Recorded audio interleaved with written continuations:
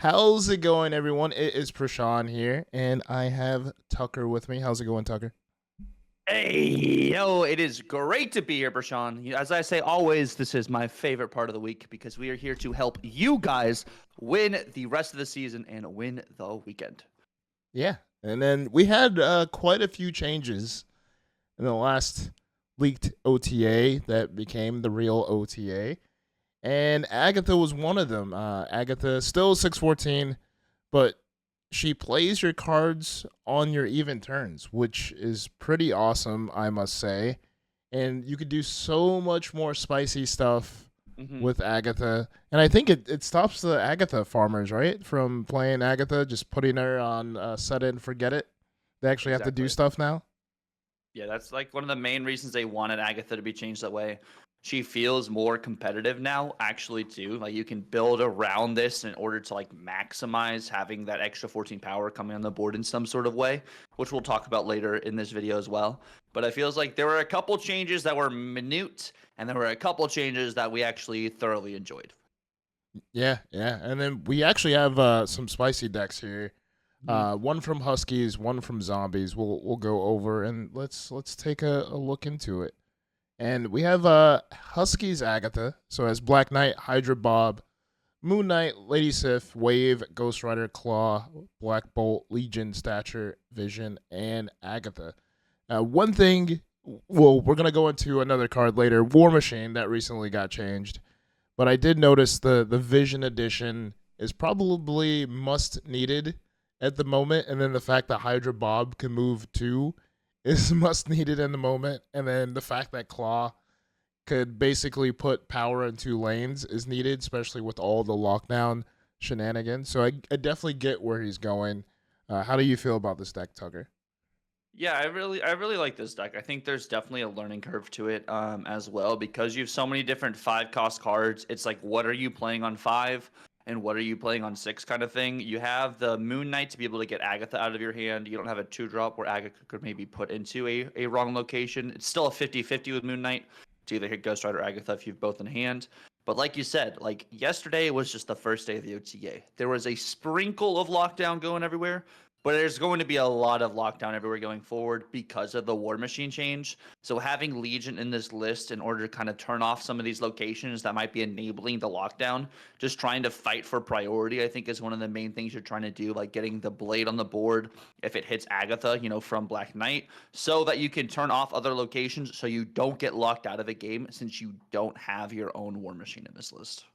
Yeah, yeah, definitely a good list. And then what was the replacement for Hydra Bob, just in case you don't have Hydra Bob?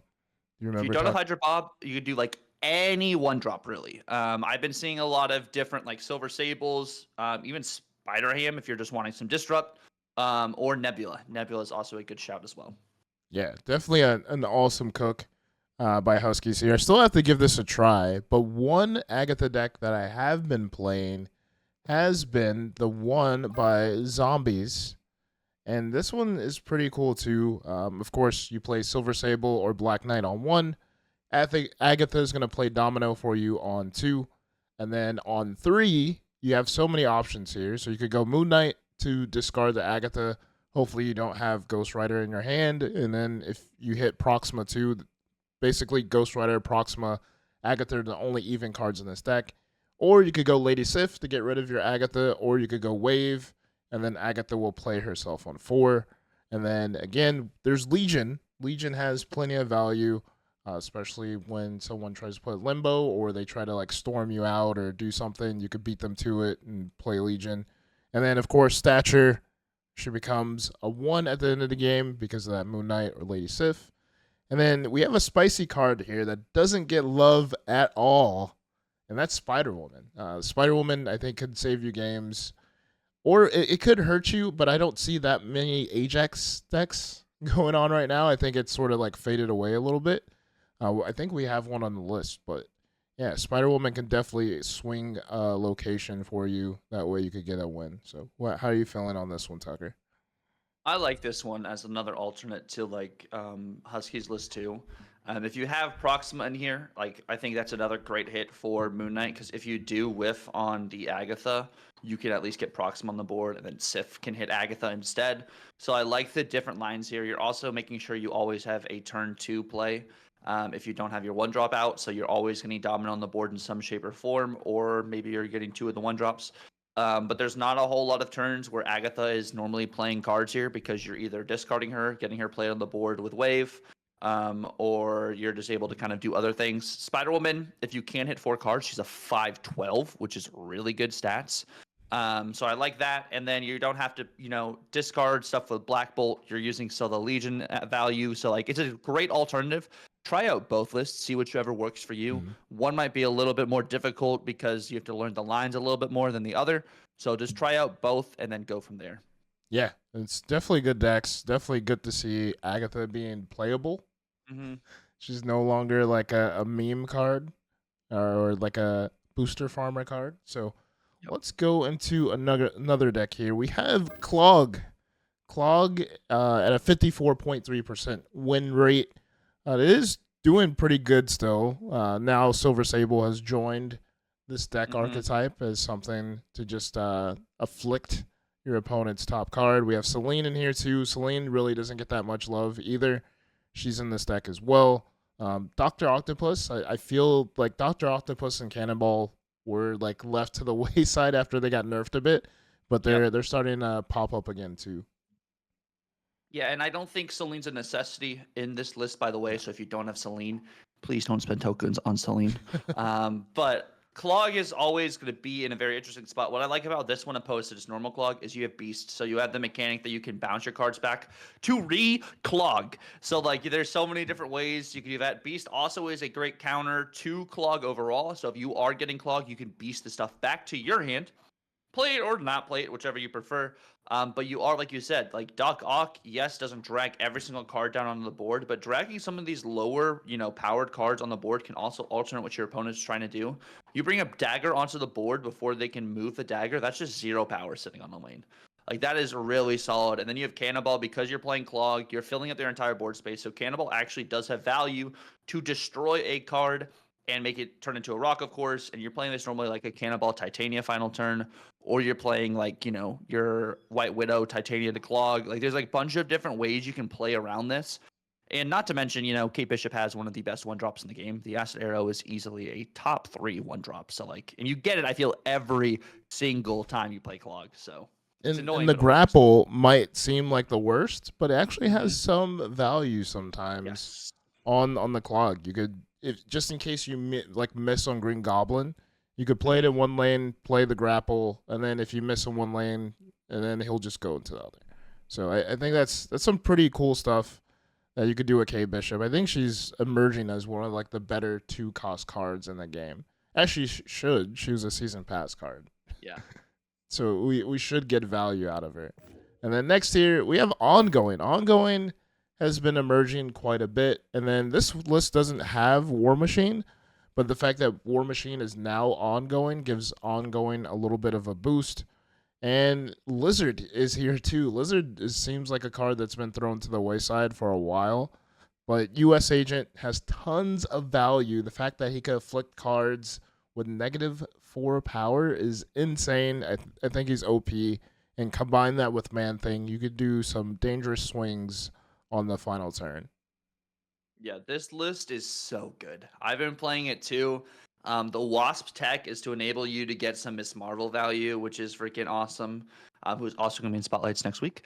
And then if you don't want to run Captain America, you're like, yeah, Captain America, I'm not getting a lot of value out of him. Put in Speed. Put in Speed is going to be just as boring, but he also gives you some just raw stats. Overall, too, he's an ongoing card. Your bread and butter, honestly, I would say in this list is going to be your Cosmo and your Armor. You were talking about the afflicting negative power, but there's still a lot of Destroy going around because of all the Clog. And hitting a Destroy with an Armor and a Cosmo literally is just a win condition. So you have all of that going for you. It feels really solid. You get actually some Howard value to help you set up your later turns. This list is a lot of fun. I know Robo, if you guys know Lil Robotussin, loves himself some Howard, so he gets to actually play him, which is really cool. And I think this is a Hooglin cooked, and a Hooglin with the ongoing stuff. It just is so good. But yeah, definitely give this a shout. Most of these cards are also not super expensive. If you Yeah, don't have some of them, you could just rotate in some other just like, ongoing cards and you can yeah. get some extra There's value. plenty of ongoing cards that you could plug and play in this deck. Luke Cage has tons of value, Yep. especially if you're being afflicted on. You just put that down and you win games, especially with those Ajax too. It just stops Hmm. Ajax in its tracks. And then next we have here is Bounce. Bounce is not dead. Glenn Jones thought he killed it, but obviously he didn't. It's still pretty good. Hood has tons of value, especially when you could bring it back with like Falcon and Beast. You could get those demons out there. And then if you're lucky enough, there's so many 1-drops and 2-drops where you could have combinations where you could get that Wiccan on curve. Hmm. And then of course Bishop gets value for the more things that you put down. And you can always bounce back that Hit Monkey too sometimes for those cheeky plays. And then Yep. you have of course the Clog and the Shadow King. White Widow with the Clog, Shadow King as well, just to even things out because you don't have that much like disruption or counters in this deck. It's just all out for the most part. Yeah, this deck is you're just managing your board space. Wiccan allows you to slam even more things with Hitmonkey. Notice there's no Mysterio in this list, so you're literally just slamming 1-drops left and right. And Shadow King is actually super solid right now, especially when it comes into a lot of people still running Luke Cage and stuff too. Like Shadow King goes through the Luke Cage. There's still a lot of destroyed, a lot of moves not running anything to protect their like move cards. They're like just Try and Shadow King me. So like you have that to kind of hit these daggers and these human torches that are just going everywhere. Not to mention a Silver Sable hitting a combo card for your opponent is really detrimental. So you have that to help you just have just significant power. And yeah, just managing your board space and stuff. Bounce is already still pretty solid. It's going to be really good, of course, in October with Toxin. So if you guys want to just keep prepping for that, learn Bounce. So when Toxin comes out, you can just dominate. Yeah, like Silver Sable hitting a Deadpool before it comes out on the board Yep. like makes it a dead card. So like sometimes whatever Silver Sable hits, it's so good. And then next we have some Toxic Evo. I actually won 2 Infinity tickets with this deck here.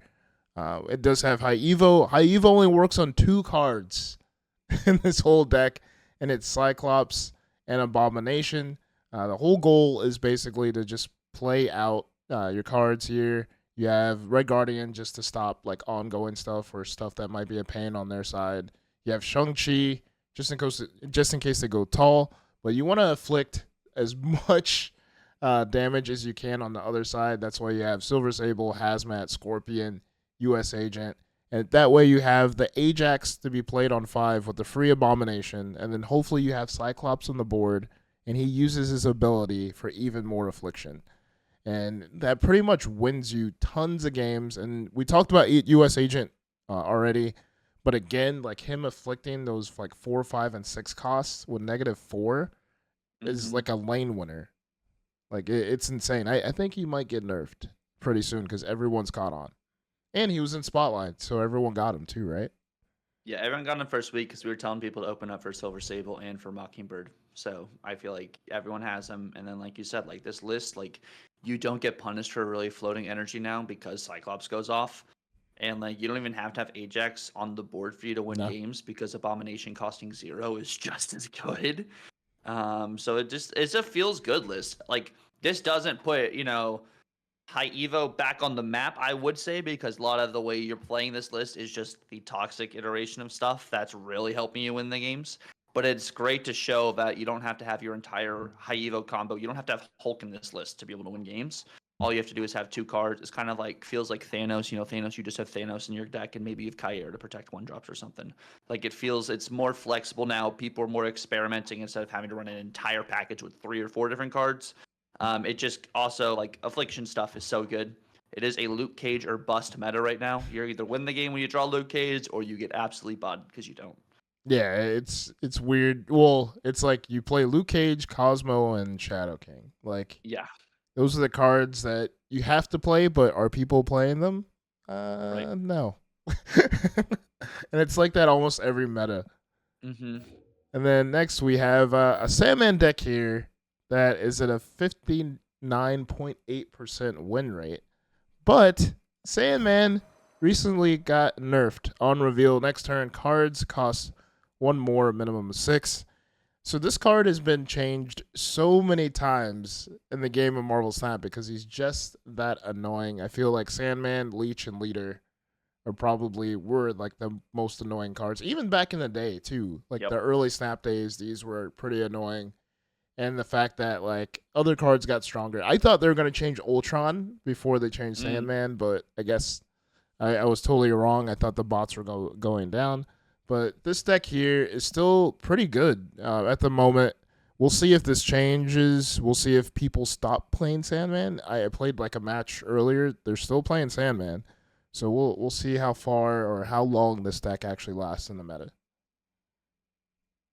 Yeah, like with Sandman here, yes, you're not limited just to one card anymore, but you still have to math out like my cards are going to cost one more on this next turn. It's like playing against Dream Dimension. I'm playing against Dream Dimension anyways, just as a feels bad moment. Now you can proactively make a feels bad moment for you and your opponent.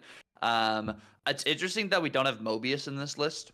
I could see Mobius being flexed in here at some point because it goes with Sandman. Your cards don't cost anymore, but like at the same time, you're already setting up just to play Ultron or a big card at the end of the game, anyways.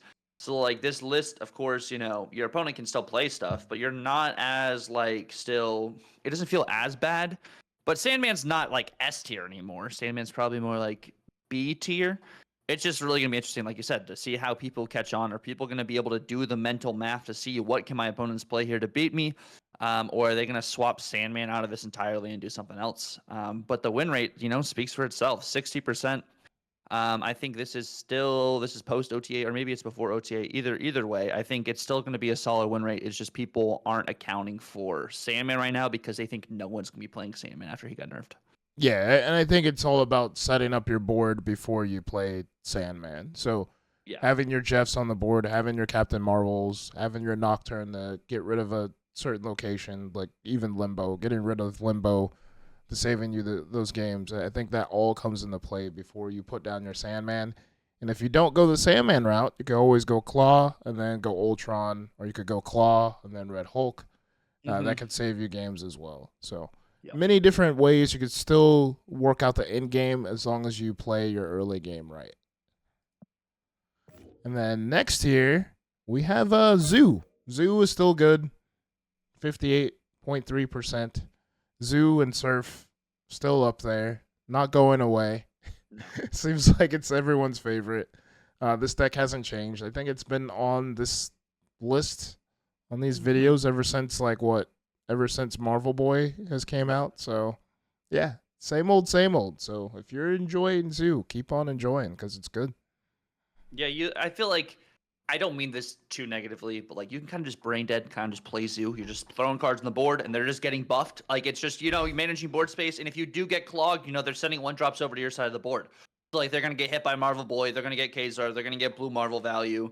Like you're all indefinitely just gonna have all this, or you're clogging yourself up. So like maybe Cannibal screws you and stuff too, but like it just feels like a feels good moment. TUCCRR protects your stuff. I mean, whatever Shauna gives you, sometimes it's good value, sometimes it's not good value. But it's like you have so many just different ins and outs, and like it just feels good. And I feel like the other thing is why Zoo is so popular is because a lot of these cards people just have. So like, yes, we do have some Series 5 cards in here. We have the K Bishop, Marvel Boy, TUCCRR, Gilgamesh, Mockingbird, Nico. But you can also play it without those cards. Yeah, Just I having think Blue Marvel Valkyrie and too. Kazar. If instead of you could go the opposite route and go Valkyrie. I think that's a good way. Yeah, Valkyrie is a good shout. If you're facing a lot of, affliction stuff, you just play Luke Cage in here, maybe instead of some of these cards too. Like, it's just flexible. There's not really locations that hurt this too much. So I just feel like there's a bunch of different ways you could have ins and outs, and people are smart when they're snapping and they're retreating with Zoo. Because you're always either stuck in for 2 because you're like, yo, no, I can totally get more power than the Zoo deck. And then it's like, no, son, you cannot get more power than the Zoo deck. And you end up losing 4 cubes. Yeah. And then speaking of brain dead decks, we do have some move here. A Tribunal move. I did a video on this. Of course, I guess, Silk wasn't a good fit. Falcon is better. Especially when you need those like Ghost Spider, Human Torch, Iron Fist combos to go off again. And then we have Madam Web. Madam Web is one of the newer cards in Marvel Snap. And I think she's pretty good. She's bringing move, like move could be like S tier at the moment. The fact that you could get so much power, your human torches can go crazy, and no one is playing Shadow King. Yeah, move is incredible right now, and I think honestly, when it comes to Madam Web as well, there's so many lockdown locations. So like Madam Web's really enabling you to be able to get into those lockdown locations, which are probably going to happen over the weekend. People are just going to be playing all sorts of War Machine, Storm, Legion things. So be on the lookout for that. Maybe even Professor X and stuff. Like I feel like it's a very flexible card that you don't just have to have in move, which is cool. And then this list overall, like Prashant was talking about, like people are not expecting Tribunal in move and stuff. So you're having to do all of that mental math. There's no Shadow King. Shang-Chi's around right now, but you can just, throw cards into Hercules and Hercules moves it away. So they have to like literally predict where it's going to land with Hercules and stuff. And then you're ducking priority as well with Beast. So like there's so many different ins and outs with this list that you can just really scale. And it's for dummies. Yes, you have to do math and stuff too, but like you can get the general gist of it just playing through it. Yeah, and then Living Tribunal just makes up for all of your mistakes too. So if you just put your move cards in the wrong lane, it's totally fine to have like that 100 human torch and you're losing 2 other lanes, and you just put down Living Tribunal and he just saves you. Yeah, so. Tribunal we trust. Yeah, for sure. And then lastly, we do have this War Machine deck here, War Machine stuff. I posted this morning. It's pretty interesting. I was getting off a lot of wins, a lot of retreats. There's no 1-drops, but you utilize Psylocke or Zabu. That way you could get your Jubilees, Captain Marvels, Iron Lads, or War Machines. Typically, I would go War Machine, and then I would play Storm on 4, Legion on 5, and then I had flexibility on turn 6. I could go Doom if I was losing multiple lanes to spread out the power, or I just did Gamora or Eliath. And then you could also try to get away with playing Zabu on 5. That way you could get Iron Lad or Jubilee or Captain Marvel out on that final turn. And then, of course, you have your Storm Juggernaut combo, and then Eliath just to be a jerk. Yeah, you have so many different ins and outs of this list. You just get War Machine down on the board, you pretty much just win, I would say, because, you can get into any lane, you can storm any lane. Like, you have so many different ways to ramp into it. Even if you don't have your ramp with Psylocke and Zabu, you can storm War Machine and then Legion onto the storm lane. Like, it just literally, there's so many ways to just go through and win this list. Old school Juggernaut on the storm lane too, so you automatically have power there. Like, there's so many different ways you can pilot this. Iron Lad's value is literally through the roof. Oh yeah. So like this is a solid list. Like War Machine feels really, really fun. I bet they do tweak his power soon. Oh yeah. Not his ability, just his power, because 4/7 is just so good for what he does. But I like it.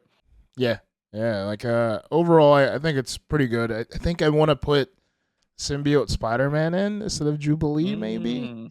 I might try that out. But Jubilee does have value at times because Iron Lad, you basically know what you're getting next. Jubilee just thins out your deck. That way you could get something else out.